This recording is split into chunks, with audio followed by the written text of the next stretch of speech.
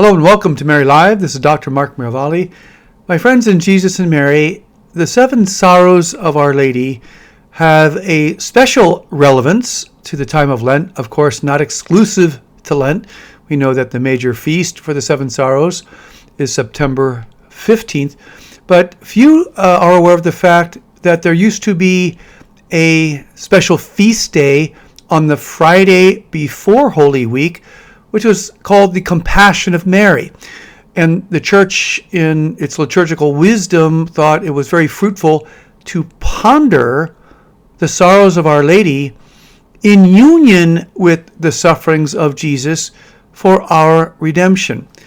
And so why did Our Lady, for example, reveal to the founding members of the Servites of Mary back in the 13th century the importance of the seven sorrows, and why did that become a mission of this mendicant order, a Marian mendicant order that reached 10,000 people by the end of the 13th century, with a special call, the charism to preach and spread, to meditate upon, and to ponder the seven sorrows. Why did St. Bridget of Sweden also receive from Our Lady in the 14th century very powerful promises for those who would recite consistently the seven sorrows? Why did Our Lady at Kibeho in our own age in Rwanda speak about the importance of returning to the contemporary church's mind and heart a pondering of the seven sorrows for us today?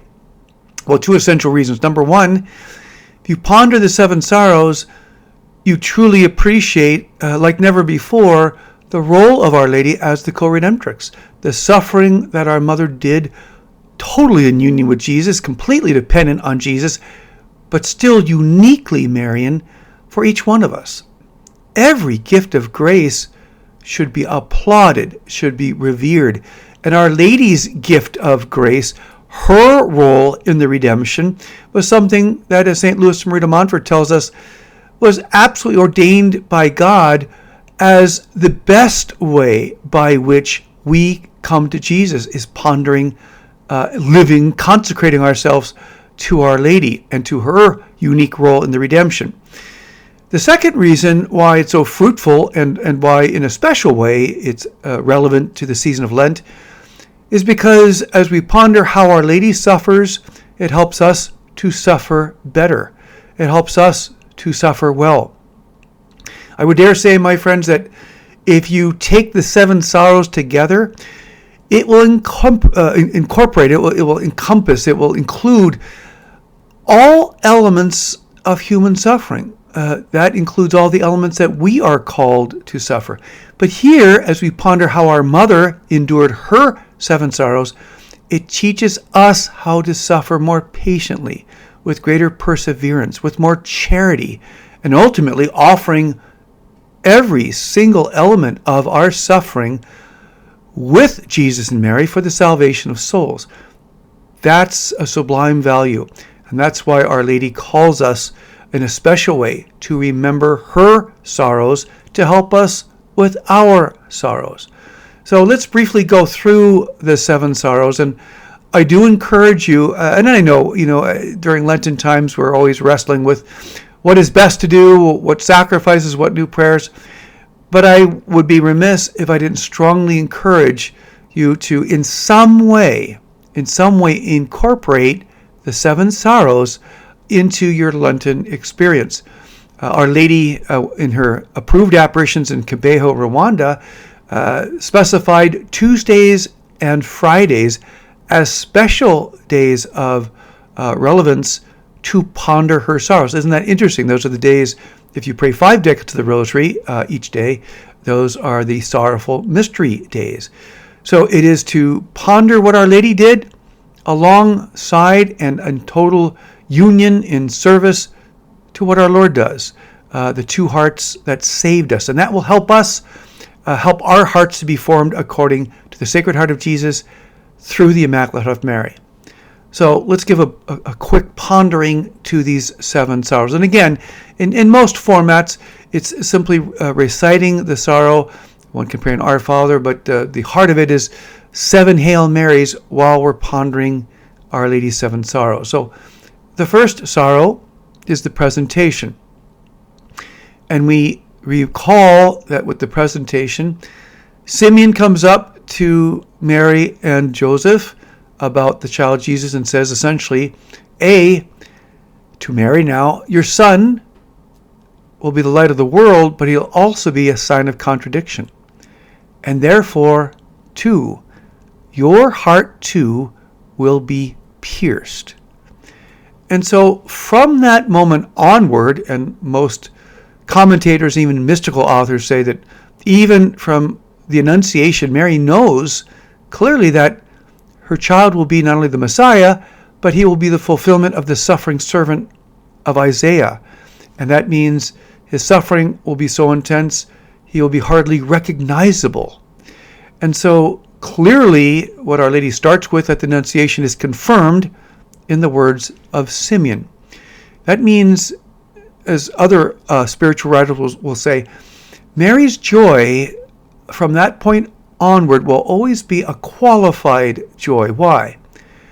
Because she'll always have, whether in the forefront of her consciousness or more reserved, that her son was born to die. And that's why even artworks, many artworks of the Madonna and Child have the joyous baby Jesus, but the sorrowful mother. She knows her son is born to die. And she will experience that sorrow for the 33 years until they both reach Calvary. One of my children, Mary Bernadette, was born with, soon after I should say, acquired a very serious infection that was a life-threatening infection. So she spent 6 weeks in the neonatal ICU. Well, as I took off work and spent that time in the hospital at her side, I was in the parental room of the neonatal ICU, and a couple were seated across from me, and the doctor came in and said, I have very difficult news to convey to you. Your child has a rare disease that will gradually break down every single one of her bodily systems. It will attack the nervous system, the respiratory system, the skeletal system, and over the period of the next 2 years, you will watch your daughter gradually die. And I'm sorry to say there's nothing we can do about it. And I've always carried with me the intensity of those words and mindful of the 2 young parents that had to bear them. But we have to remember this is what Our Lady endured for 33 years, knowing that her son would be horrifically crucified, that he would suffer the greatest physical and emotional, psychological and spiritual suffering of any being in creation, in history. And so Mary bore that, and she offered it for souls. O Mother, co-redemptrix, help us to suffer well. The second sorrow is the event of the flight into Egypt. Imagine that Our Lady indeed would have Herod's special forces, for lack of a better term, seeking the death of her child. Our Lady with St. Joseph leave with time only to grab that which was essential to take off and flee to Egypt. Just the sense that she had a small army seeking to kill her child would be such a sword to her heart. And she would have to, throughout that period of time, wonder, when would Herod's men stop? How far would they go to achieve their commissioned purpose? And so the Holy Family become refugees. And our world is not unfamiliar with refugees. You and I probably have not experienced being a refugee. But refugees are part of human tragedy today. You have over 3 million refugees that are being housed Ukrainian refugees by the generous people of Poland. A few weeks ago, I saw a young family. They had a little sign that said, "We are refugees," and they were seeking some funding. So at any rate, I had a meal with that family, and they conveyed in the very little English that only the husband knew, the wife knew no English at all, that they had fled Moldova because of the aggression of Russia to this neighboring country, and they sold the little they had, and they flew to the United States. They were living out of a van, a very small van, and they were sleeping with the 4 children and mom and dad in that van. And they said, "We can only trust in God. We have no idea of our future." They were waiting close to a city where at least the children would be possible candidates for getting passports, but the parents would not have that possibility. Refugees are real to our situation. Refugees come especially through things like a desire for property or power, or sadly even a desire for death, as the Holy Family had to experience. This detaches us from things of the world, from the material world, in ways that are hard to compare with any other means, since it is life contingent that one leave to save their bodies from the approaches of aggressors. This was the life of the Holy Family.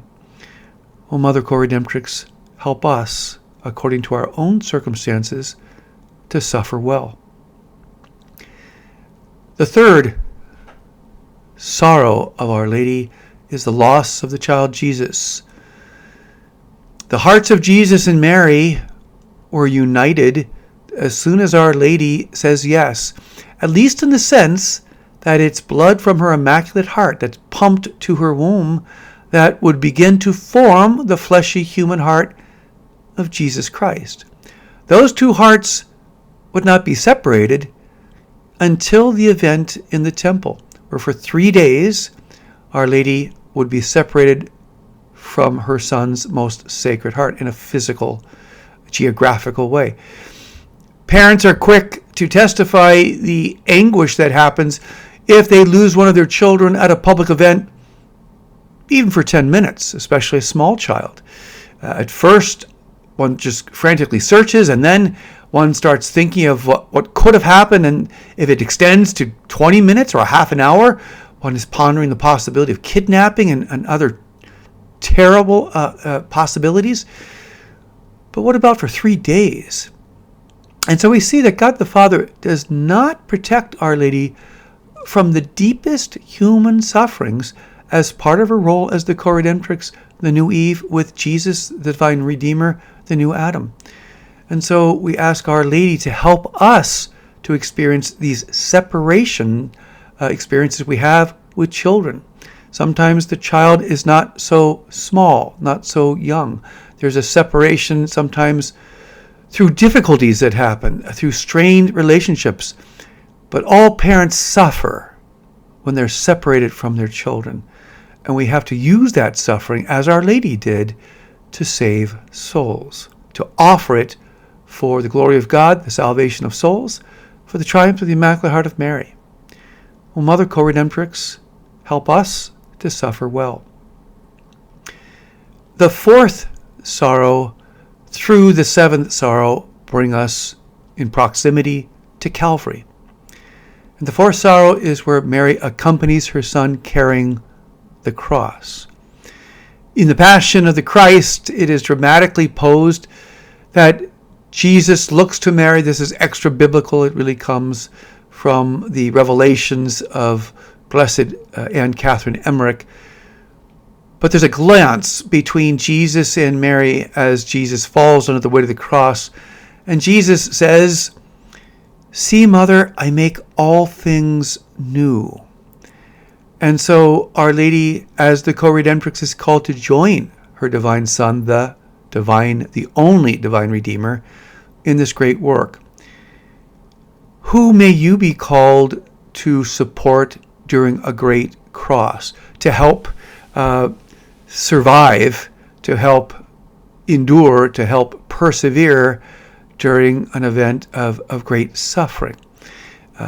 If you do so, you know, of course, that you will be suffering too.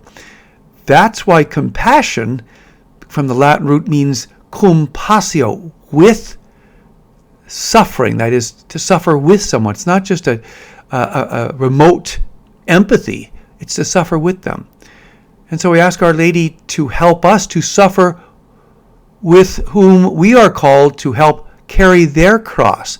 And even if that includes intense suffering on our part, that we may do it with faith, helping a beloved carry their cross, even if that means intense suffering for us as well. O Mother Co-Redemptrix, may we suffer well. The fifth sorrow is the sorrow of sorrows. It is the presence of Mary at Calvary. She watches her son die. It's a 3-hour process which bespeaks the greatest suffering of any being in all history. And as the suffering comes to an end, in that end of a 3rd hour, 2 things happen. Number 1, Jesus says to Mary and to John, "Woman, behold your son," and then to John, "Behold your mother." And as Pope St. John Paul II tells us, John represents 2 sets of people. 1, all disciples, all who seek to be other Johns in following Jesus. But also 2, all humanity. Why? Because Jesus dies for all humanity. He doesn't just do a net redemption, so to speak. He doesn't just say, well, I know the people that are going to go to hell. I can see all things, past, present, and future, and I'm only going to suffer for those who are going to take advantage of the graces of my redemption. That's not the generosity of our Savior. He suffers for all, even for those who do not choose to accept the graces of their own salvation. Mary shares in that suffering. St. John Paul II says that she's spiritually crucified with her crucified son, but her role, I'm quoting now, her role as co-redemptrix did not cease with the glorification of her son. Yes, indeed, Our Lady's suffering on our behalf doesn't end at Calvary, but it is, in a certain sense, climactic. It is a summit, it is an apex of the suffering that any human person will experience. Remember, Jesus is not a human person. Jesus is a divine person with human nature. No human person will suffer as Mary suffered. The new Eve with the new Adam joining in one single joint sacrifice, one single offering to the Father for the redemption of souls. And so, as we experience the greatest sufferings, and that's why Mary at Calvary embodies all forms of suffering, every single aspect of human suffering, because no one suffered like Our Lady suffered at Calvary. So it encompasses every form, every species, every manifestation, every experience of human suffering. And so we have our model to suffer well. How? How did she do it? What did she do? She united her sufferings to Jesus, and she offered them to the Father. That's what our call is, regardless of what the suffering is.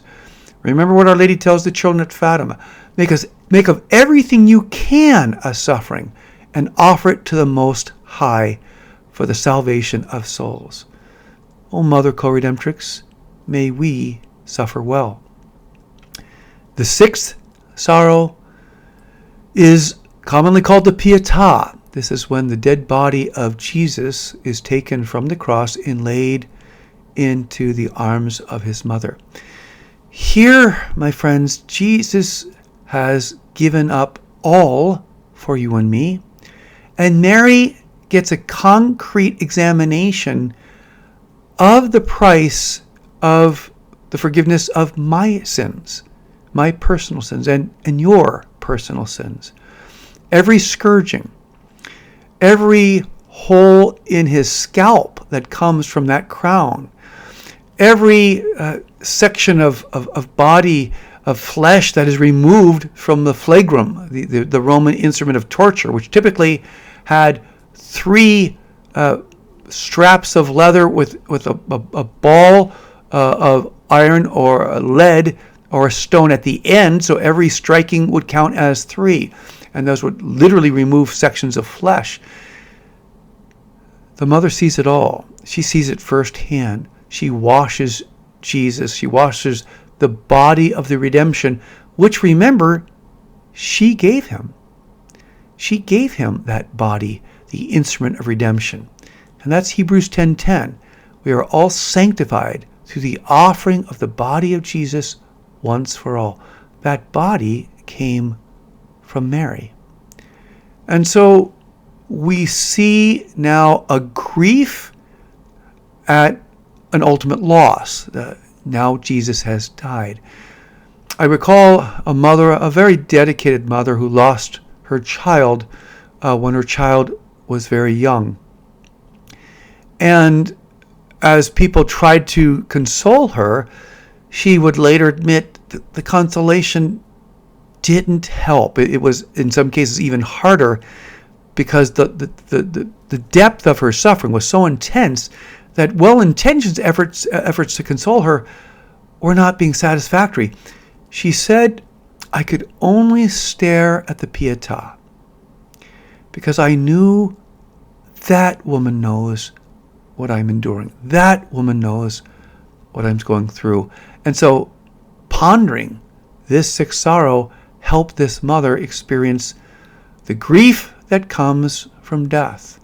And we will all experience that grief that comes from death in different forms. Loved ones, friends, even those we respect. Our Lady has done it before. She can help us experience our grief and work through our grief and offer our grief so that others may benefit, that it will in no sense be wasted, regardless of the tragic circumstances of that grief. O Mother Co-Redemptrix, may we suffer well. The seventh and final sorrow. The body of Jesus is laid in the tomb. This is the sorrow of apparent failure. This is the sorrow where it looks from a human perspective like all has been for naught. All was at a loss.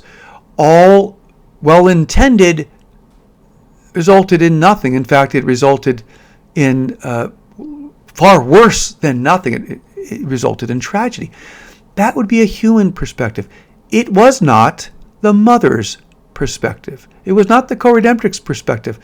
Why? Because Mary would, in a certain sense, bring the church, bring the apostolic community through the Paschal mystery of the Passion, the death, leading to the resurrection.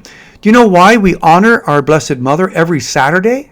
You ever pondered why? Why even at Fatima she requests reparation on first Saturdays? Because Saturday is her day of bringing in testimony to believing in Jesus, to a faith in the Redeemer, what the Redeemer said, that he would rise on the third day. She was almost on her own. She was almost by herself. We don't know to what extent others joined, but certainly the mystical writings say that it was Mary that had to, in the midst of having just experienced this untold suffering like no other creature. I mean, John Paul II says in Salvifici Dolores on the document of human sufferings that Mary experienced an intensity of suffering almost unimaginable by the human person. Almost unimaginable. We can imagine some pretty horrendous things, but such was the depth of Our Lady's suffering. And yet, in the midst of this suffering, she had to tend to those around her whose faith were severely rocked, whose faith was really threatened. And so it is Mary, in her example, that lets us know that we're not called to look at things from a human perspective. We're always called to look at something from a supernatural perspective. And so the burial was the first step towards the resurrection. How do we know? Because of faith. It's faith that can make us see that even in the midst of some of the greatest sufferings we'll ever endure, when that suffering's united with the cross of Jesus, with Our Lady, it will be supernaturally fruitful. Again, St. John Paul II says, Mary's suffering was an offering that was fruitful for the entire world, a contribution to the redemption of all, to use the Holy Father's words. We can do our part in offering what appears to be human failure. Think back of things that even now, a suffering, a loved one going in a wrong direction, violations of fidelity, challenges of drug abuse, abortions. We know the list of potential sufferings, of potential perceptions of failure. All of those can still be used to save souls. That's what we get from Our Lady. That's what we get from pondering the seven sorrows in general. Suffering is redemptive. That's the Catholic motto. That's the Catholic mantra. That's the Catholic bumper sticker. Suffering, when united with Jesus and Our Lady, is always redemptive. And that's why during this Lent, we can be hopefully more generous with our prayers, with our fastings, with our almsgiving, with the patient endurance of the crosses that always typically come during Lent. If you examine Lent carefully, I think you'll see that in a certain sense God withholds some of the grace so that we can be more greatly purified. And challenges of every sort seem to hit us during Lent. Why? Because our Lord is trying to make it difficult? No, because He's trying to perfect us as gold and silver are perfected. That's through fire. That's through being tested. So I encourage you during this Lent, incorporate in some way, prayerfully consider including in some concrete and consistent way pondering the seven sorrows. You'll never regret the time you spend joining Our Lady, joining her sufferings, which again will lead to a newfound appreciation for what our Immaculate Mother did for each one of us, and B, we as members of the faith will suffer better. We can suffer well, and Our Lady will help us do that like no one else as the mediatrix of all graces, uniting us to the cross of Jesus Christ. It's Dr. Mark Miravalle saying, God bless you all.